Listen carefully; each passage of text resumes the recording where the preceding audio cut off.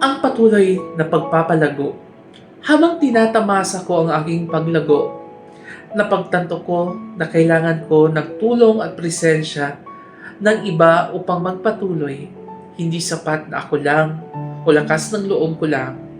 Kailangan ko ng panggagalingan ng lakas upang patuloy na lumago.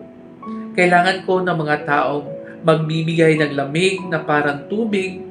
Sila ang mga taong nagbibigay ng sustansya sa aking buhay.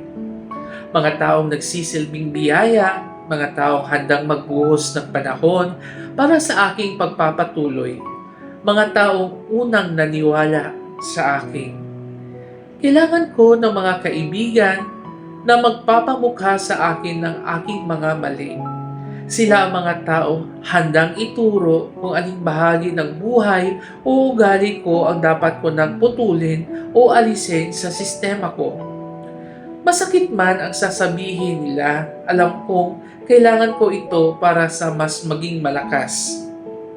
Kahit nasanay na ako sa pag-iisa, hindi ko dapat permanenteng ilayo ang sarili ko sa iba.